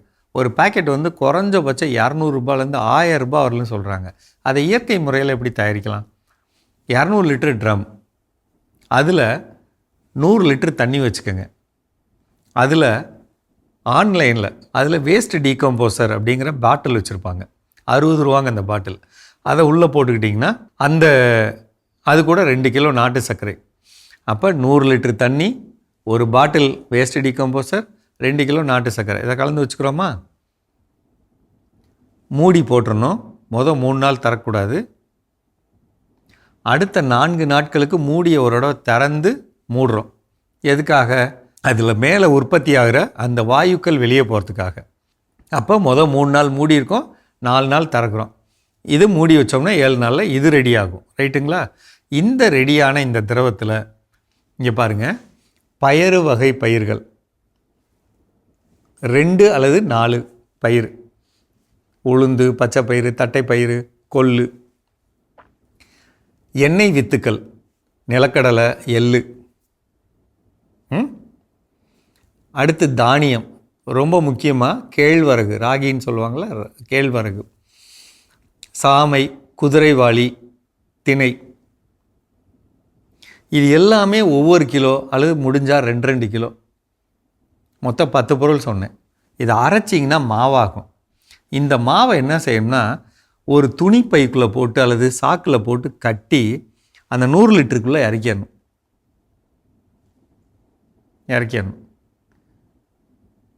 அது கூட என்ன செய்யணும்னா, நம்ம வீட்டில் வயர் கம்பி இருக்கு இல்லைங்களா, ஈபி கம்பி, அதை உள்ளே எடுத்து பார்த்தோம்னா உள்ளே காப்பர் கம்பி இருக்கும்ல, அந்த காப்பர் கம்பி 3 மீட்டர் கம்பி எடுத்து சுற்றுனீங்கன்னா அது 100 கிராம் இருக்கும். அதை அப்படியே உள்ளே போட்டுருங்க. ஒரு இரும்பு துண்டு வீட்டில் கிடக்குது இல்லைங்களா, இரும்பு துண்டு, அதை தூக்கி உள்ளே போட்டுருங்க. 3வது, இந்த பேட்ரி கடையில் உள்ள பிளேட் வச்சுருப்பாங்களே, பேட்ரி கடையில் பிளேட்டு, அந்த பிளேட்டு கிடைக்குதான்னு பாருங்கள். கிடைச்சா அது ஒன்று வாங்கிட்டு வந்துடுங்க. ஒருவேளை அப்படி கிடைக்கலன்னா பால் பெருங்காயம் இருக்கு இல்லைங்களா, அது 1/4 கிலோ சேர்த்துக்கோங்க.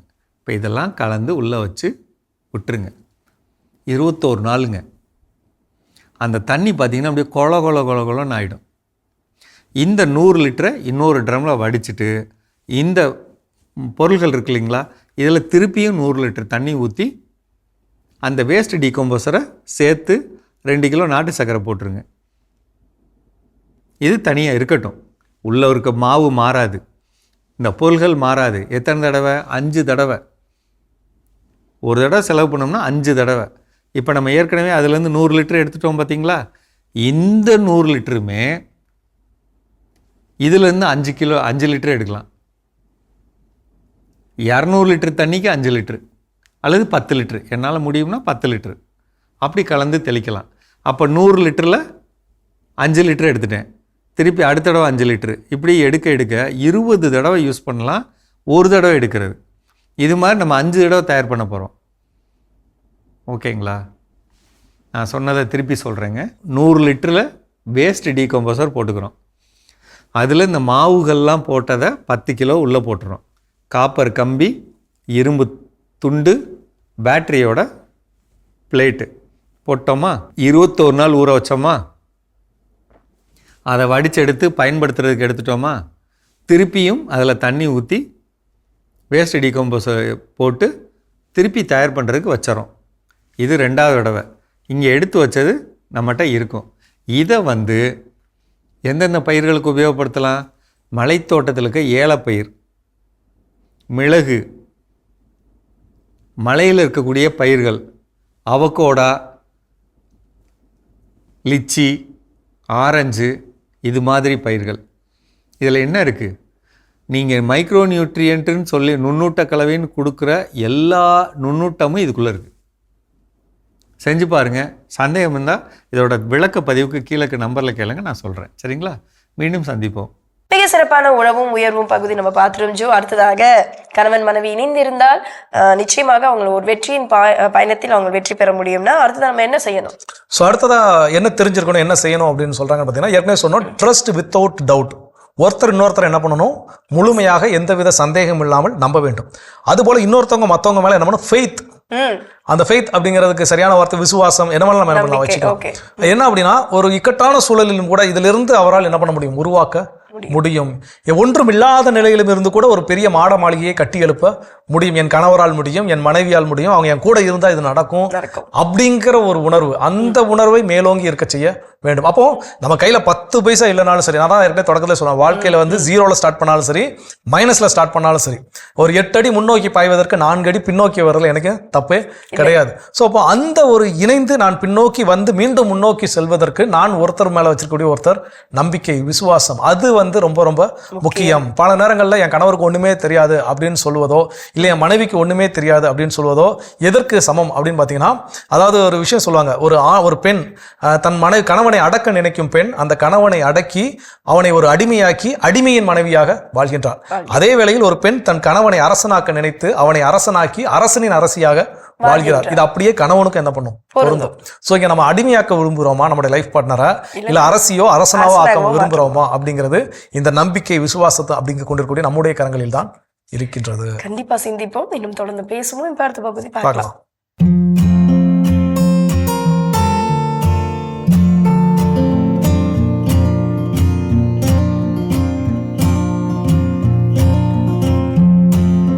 அன்பான மாதா தொலைக்காட்சி நேயர்களுக்கு வணக்கம். இந்த நிகழ்ச்சியில நம்ம வந்து சிறுநீரக பிரச்சனைகள் பத்தி பார்க்கலாம். அதுலயும் ஆண்களுக்கு ஏற்படும் அந்த சிறுநீர் பாதையில சுருக்கம் அல்லது அடைப்பு, இது போன்ற பிரச்சனைகளை பத்தி இன்னைக்கு டிஸ்கஸ் பண்ணலாம்னு நினைக்கிறோம். அதாவது இப்ப ஆண்களுக்கு வந்து ஸ்ட்ரிக்சர் யூரித்ரா அப்படின்ற ஒரு பிரச்சனை இருக்கு. இது பாத்தீங்கன்னா அந்த சிறுநீர் பாதையில ஒரு குறிப்பிட்ட பகுதியில அதுவாகவே ஒரு சுருக்கம் ஏற்பட்டுடும். சுருக்கம் ஏற்பட்டுறதுனால என்ன ஆகுதுன்னு பாத்தீங்கன்னா, அவங்களுக்கு வந்து சிறுநீர் கழிக்கிறதுல ஒரு சிரமம் ஏற்படும். அதாவது ரொம்ப முட்டி போற மாதிரி இருக்கும், ரொம்ப ஃபோர்ஸ் பண்ணி போற மாதிரி இருக்கும், இல்லைன்னா யூரினே வராது, அடைச்சிக்கும், இல்லை போகும்போது ரொம்ப வலி ஏற்படும். ஸோ இது மாதிரி ஒரு பிரச்சனை இருக்கு. இது பாத்தீங்கன்னா வந்து இதுக்கான காரணங்கள் அப்படின்னு பார்த்தோம்னா, பொதுவா வந்து அந்த இடத்துல ஏதாவது ஏற்கனவே அவங்களுக்கு தெரிஞ்சோ தெரியாமலையோ அடிபட்டிருக்கலாம், இல்லைன்னா ஏதாவது இன்ஃபெக்ஷன் வந்திருக்கலாம், யூரினரி இன்ஃபெக்ஷன்ஸ் அது மாதிரி, இல்ல அடிக்கடி சிறுநீர் கல் வந்து ஒரே குறிப்பிட்ட இடத்துல திரும்ப திரும்ப காயம் ஏற்பட்டு அது ஒரு தழும்பா மாறி ஸ்கார் டிஷ்யூவா மாறதுனாலையும் அந்த சுருக்கம் ஏற்படுறதுக்கான வாய்ப்பு இருக்கு. ஸோ இது வந்து ஆண்களுக்கு கொஞ்சம் கொஞ்சமா ஆரம்பிக்கும். இதுல 2 வகை இருக்கு ஆக்சுவலா. ஒண்ணு வந்து பாத்தீங்கன்னா அந்த சுருக்கம் ஏற்படுறது நீங்க சொன்ன மாதிரி, இன்னொன்னு வந்து இந்த புரோஸ்டேட் என்லார்ஜ்மெண்ட். இது வந்து சிறுநீர் பாதையில நேரடியா குறைபாடு கிடையாது, அதை ஒட்டி இருக்கக்கூடிய ஒரு புரோஸ்டேட் கிளாண்ட்ன்ற ஒரு உறுப்பு, அது பெருசாகிறதுனால சிறுநீர் பாதையில ஒரு அழுத்தத்தை ஏற்படுத்தும். அதனாலையும் சிறுநீர் வெளியே வர்றதுக்கான தடை ஏற்படலாம். இது 2 விதமான ப்ராப்ளம்ஸ் இருக்கு பொதுவா இதுல. இப்போ இது எப்படி கண்டுபிடிக்கிறது, இதுக்கான என்ன டெஸ்ட் எடுக்கணும் மக்கள்? ஆமா, அதாவது பாத்தீங்கன்னா ஆரம்பத்துல பாத்தீங்கன்னா பேஷண்ட்டுக்கு என்ன தெரியும்னா, நமக்கு வந்து இப்போ சிறுநீர் சரியா கழிக்க முடியல, அதாவது இப்ப யூரின் பாஸ் பண்ணாலும், ஆமா, இல்ல சம்டைம்ஸ் எப்படி இருக்குன்னு பாத்தீங்கன்னா யூரின் பாஸ் பண்ணாலும் ஃபுல்லா பாஸ் பண்ண மாதிரியான ஒரு நிறைவு இருக்காது, இன்னும் கொஞ்சம் யூரின் இருக்கிற மாதிரியே உங்களுக்கு ஃபீல் ஆகும். எல்லாம் வலி ஏற்படும், சிரமம் ஏற்படும், அந்த ஃபோர்ஸ் ஸ்பீடு கம்மியா இருக்கும். இது வந்து ஆரம்பத்திலேயே நம்ம இதுக்கான கவனத்தை கொடுத்து நம்ம அதை செக் பண்ண ஆரம்பிச்சிடணும்.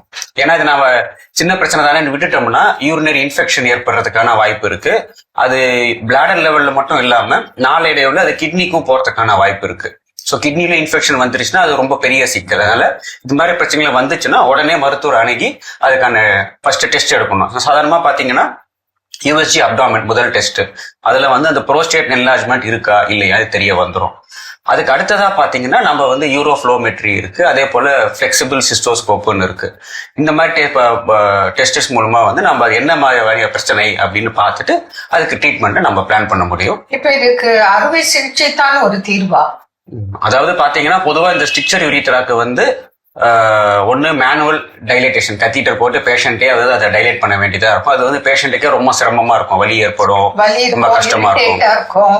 அல்லது சர்ஜரி, ஆமாம், அல்லது சர்ஜரி மாதிரி பண்ணணும். பட் இது மாதிரி கண்டிஷன்ஸுக்கு வந்து ஆயுர்வேதால பஞ்சகர்மா ட்ரீட்மெண்ட் மூலமா வந்து நல்ல இம்ப்ரூவ்மெண்ட் நம்ம கொடுத்துருக்கோம் நிறைய பேஷண்ட்டுக்கு. ஆமா, பஞ்சகர்மா மாத்திரம் இல்ல, டயட், மெடிசன்ஸ் பிளஸ் ட்ரீட்மெண்ட் எல்லாமே கொடுக்கும்போது உங்களுக்கு அறுவை சிகிச்சை இல்லாம குணமாக்குறதுக்கு வாய்ப்புகள் மிகுதியாக இருக்கிறத நம்ம எக்ஸ்பீரியன்ஸ்ல பேஷண்ட் கிட்ட பார்த்துருக்கோம். அதே போல இப்போ உங்களுக்கு நைட்ல நிறைய பேருக்கு யூரின் போன போல இருக்கும், போவாங்க, சரியா போகாது, திருப்பி வந்து படுப்பாங்க, திருப்பி கொஞ்ச நேரத்திலேயே யூரின் பாஸ் பண்ண போல உணர்வு இருக்கும். இதனால தூக்கம் டிஸ்டர்ப் ஆகுறதோட கூட அவங்களுக்கு யூரின் நிறைவா வெளியேறினதா தெரியாது. இந்த பிரச்சனைக்கும் வந்து மக்கள் வந்து டென்ஷன் ஆக தெரியல. முழுமையான ட்ரீட்மெண்ட் இருக்கு, அதை முழுமையா அவங்க கடைபிடிக்கும் போது அதற்கு ஏற்றவாறு நல்ல இம்ப்ரூவ்மெண்ட்ஸ் இருக்கு, நல்ல தீர்வு கிடைக்குது. இப்ப சமீபத்துல பாத்தீங்கன்னா ஒரு பேஷண்ட் இதே ஸ்ட்ரிக்சர் யூரித்ரா கண்டிஷன்ல வந்தவர், சர்ஜரிக்கு தான் அவர் ஒரே வாய்ப்புன்னு இருந்தது. அது எப்படின்னா அவருக்கு வந்து அவருக்கு எப்படின்னா இப்ப வாரம் அதை மேனுவலா கத்தீட்டர் போட்டு டைலேட் பண்ற நிலைமையில இருந்தவர். நம்ம ஆயுர்வேதா பஞ்சகர்மா ட்ரீட்மெண்ட் எல்லாம் கொடுத்துட்டு பாத்தீங்கன்னா அப்புறம் 10 நாள் ஒரு வாட்டி தான் அது கத்தீட்டர் போடுற மாதிரி இருந்துச்சு. அப்புறம் 2 வாரம், இப்போ கிட்டத்தட்ட 1 மாசம் வரைக்குமே வந்து அவர் கத்தீட்டர் போடாம யூரின் ஃப்ரீயா பாஸ் பண்ற அளவுக்கு நல்ல இம்ப்ரூவ்மெண்ட் இருக்கு. அதனாலதான் இப்போ நமக்கு இந்த ஆயுர்வேதிக் முறைப்படி நேச்சுரோபதி டயட் படி கடைபிடிக்கும் போது இந்த பிரச்சனைக்கெல்லாம் வந்து இப்போ டெய்லி போட்டு கத்தீட்டர் போட்டு யூரின் பாஸ் பண்றதை விட 1 மாதமா அவங்க போடவே இல்லைங்கிற ஒரு பெரிய ரிலீஃப் வந்து நல்ல முன்னேற்றம், நல்ல ரிசல்ட். இதுதான் நம்ம எக்ஸ்பீரியன்ஸ்ல நம்ம பாக்குறோம், அனுபவத்துல பேஷண்ட் எவ்வளவு கஷ்டப்படுறாங்க. இதனால செலவு ஒரு பக்கம்னா கூட மன நிம்மதி இல்லாம டென்ஷன், வீட்டுல எல்லாரும் டெய்லி ஹாஸ்பிட்டல் போனோம் மாத்திரம் இல்ல வீட்டுக்காவது வந்து ஆள் வர வச்சு சேஞ்ச் பண்ணோம், இந்த மாதிரி உபாதைகள். அது இல்லாம கத்தீட்டர் போடும் போதே சிலருக்கு அதுல இன்ஃபெக்ஷன் ஆகுறதுக்கும் வாய்ப்பு இருக்கு, கஷ்டப்படுறாங்க. அதுல இருந்து நிவாரணம் பெற இது போன்ற சிகிச்சை முறைகள் இருக்கு. அதனால இது போன்ற உபாதைகள் இருந்தால் நீங்க தொடர்பு கண்டா சிகிச்சை பெறலாம். என்ன நேர்களை மீண்டும் நாளை சந்திப்போம். நன்றி. அன்னை மரியே வாழ்க. அருமையான நம்ம ஒரு வைத்தியம் பகுதி பார்த்துட்டோம். நிகழ்ச்சியோட நிறைவுக்கும் வந்தாச்சு. சொன்ன நாள் சிறப்பான நாள் பேசிட்டு இருக்கிறோம். கணவன் மனைவியாக இணைந்து வாழ்வின் கடினமான தருணங்களை கடந்து வெற்றி அடைவதற்கு தெரிந்து வைத்திருக்க வேண்டிய செயல்கள் ஃபைனலா என்ன? எஸ், ஃபைனலா பாத்தீங்கன்னா நம்மளுடைய இந்த இணைந்திருக்கும் இந்த இடத்தில் அப்படின்றப்போ மகிழ்ச்சி அப்படின்ற ஒரு விஷயத்தை தான் நம்ம தேர்ந்தெடுத்து அதை சூஸ் பண்ணி நம்மளுடைய லைஃப்பை வந்து ரன் பண்ணணும் இல்லையா? அந்த மகிழ்ச்சிக்குள்ள எதெல்லாம் அடங்கி இருக்கணும் அப்படின்னா அன்பு நிறைந்திருக்க வேண்டும், நம்பிக்கை நிறைந்திருக்க வேண்டும், பாசிட்டிவிட்டி, நேர்மறையான எண்ணங்கள் இருக்க வேண்டும். இது 3மே இருந்தா போதுங்க, அந்த குடும்பம் வந்து ரொம்ப அழகான ஒரு குடும்பமா வந்து தெரியும். கண்டிப்பாக. அதாவது எனக்கு நண்பர்கள் யாராவது திருமண பத்திரிகைக்கு வந்தாங்க அப்படின்னா, இல்லை அவங்களோட திருமண நாள் வாழ்த்த சொல்லணும் அப்படின்னா ஃபோன் பண்ணியோ இல்லை நேர்லேயே பார்க்குறப்போ ஹாப்பி புதக்குழியில் விழுந்த டே அப்படின்னு சொல்லி கிண்டலுக்கு சொல்லுவாங்க.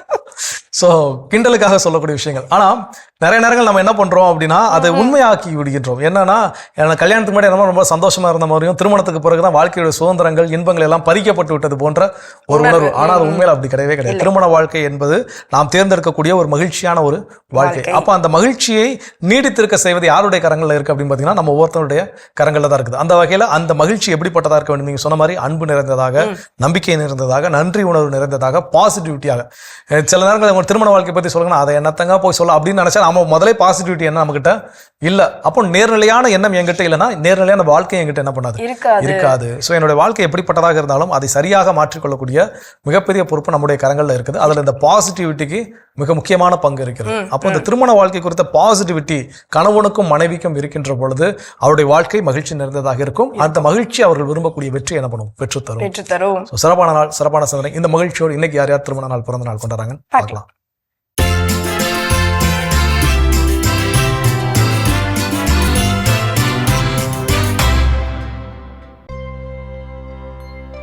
சிவகங்கை மறைமாவட்டத்தின் மேன்னாள் ஆயர் மேதகு சூசை மாணிக்கம் அவர்கள் இன்று தனது 56ஆம் ஆண்டு குருத்துவ அருள்பொழிவு நாளினை கொண்டாடுகிறார். இவரை வாழ்த்துபவர்கள் சகோதரர்கள், சகோதரிகள், பேரப்பிள்ளைகள், குடும்பத்தினர், உறவினர்கள் மற்றும் நண்பர்கள்.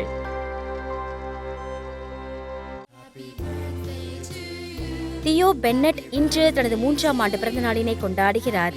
இவரை வாழ்த்துபவர்கள் அப்பா கிறிஸ்டோபர், அம்மா சௌமியா, மாமா தாமஸ், அத்தை பெலிண்டா, குடும்பத்தினர், உறவினர்கள் மற்றும் நண்பர்கள்.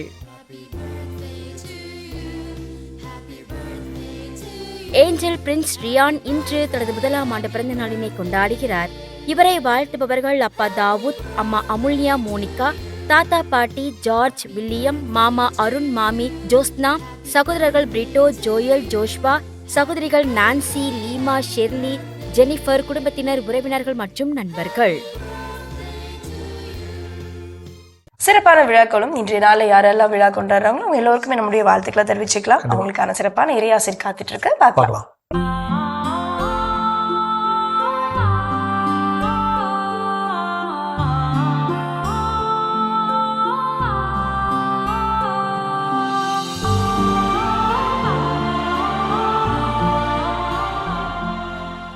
அன்பார்ந்த மாதா தொலைக்காட்சி அன்பர்களே, இன்றைய இறை வார்த்தை திருப்பாடல்கள் 91:1.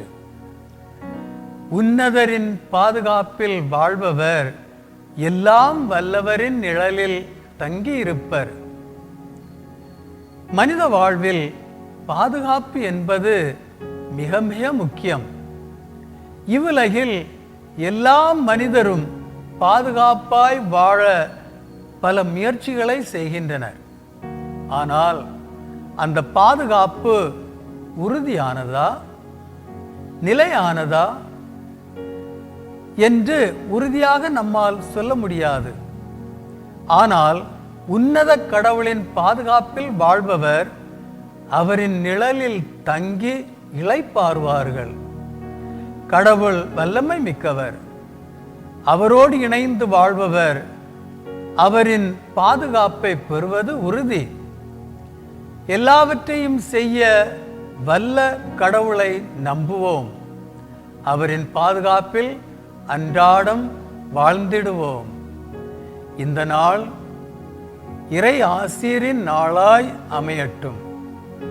எல்லாம் வல்ல இறைவன், தந்தை, மகன், தூய ஆவியார் உங்கள் அனைவரையும் ஆசீர்வதிப்பாராக. ஆமேன். மிகச்சிறப்பு. நம்ம அன்பாயரோட இறையாசிர் நம்ம அனைவருக்கும் நிறைவா கிடைச்சிருக்குது. இந்த மகிழ்ச்சியோடு இன்றைய நாளில் கற்றுக்கொண்ட சிறப்பான பாடம் கணவன் மனைவி. அவங்களுக்கு ரொம்ப ரொம்ப முக்கியமான ஒரு பாடம். ஸோ கணவன் மனைவியாக இணைந்து வாழ்வின் கடினமான தருணங்களை கடந்து வெற்றி அடைவதற்கான வழிகள் என்னென்ன, இதைத்தான் கடவுள் நீங்கள் நமக்கு உணர்த்தி இருக்கிறார். இதை சில வெற்றி பெற்ற சாதனையாளர்கள் எல்லோருமே என்ன பண்ணியிருக்கிறாங்க, இதை சரியா பின்பற்றி இருக்கிறார்கள். கண்டிப்பா பெரியவங்களே அச்சடிக்கப்பட்ட மாதிரி இன்விடேஷன் சொல்லியிருப்பாங்க. அன்பும் மரணும் உரைத்தாயின் இல்வாழ்க்கை பண்பும் பயனும் அதுன்னு. சும்மா சாதாரணமாலாம் அதை போடலங்க, புரிஞ்சுக்கிட்டா சரி. கண்டிப்பா அந்த வகையில இன்னைக்கு நாம் கற்றுக்கொண்ட பாடத்தை வாழ்வாக்குவதற்கு முயற்சி மேற்கொள்ளும். நல்ல ஒரு பாடத்தை கற்றுக் கொடுத்த கடவுளுக்கு நன்றி சொல்லி இன்னைக்கு நம்ம நிகழ்ச்சி நிறைவு செஞ்ச நாள் இனிதே தொடங்கலாம். அன்பானவர்களே, அன்பால் உறவுகளை எழுப்புவோம், வெற்றி காண்போம், மகிழ்ந்திருப்போம் என்ற இந்த சிந்தனையோடு இன்றைய கடவுள் வணக்கம் நிகழ்ச்சியை நாங்கள் நிறைவு செய்கிறோம். இந்த நாள் இனிய நாளாக அமைய மாதா தொலைக்காட்சியின் வாழ்த்துக்களும் ஜெபங்களும். மீண்டும் உங்களை கடவுள் வணக்கம் நிகழ்ச்சியில் சந்திக்கும் வரை உங்களிடமிருந்து விடைபெறுகின்றோம். இயேசுவுக்கே புகழ். மரியே வாழ்க. நீ ஆர்ட்ஸ் தானடா படிச்ச, எப்படி ஐடில வேலை பார்க்குற? எந்த டிகிரினாலும் பரவாயில்லண்ணா. சென்னையில் இருக்க எஸ்எல்ஏ ஐடி ட்ரைனிங் இன்ஸ்டியூட் தான் நான் ட்ரைனிங் எடுத்தேன். மாதம் 30,000 சம்பாதிக்கிறேன். சூப்பர்டா. For IT training and placement contact 8870767784.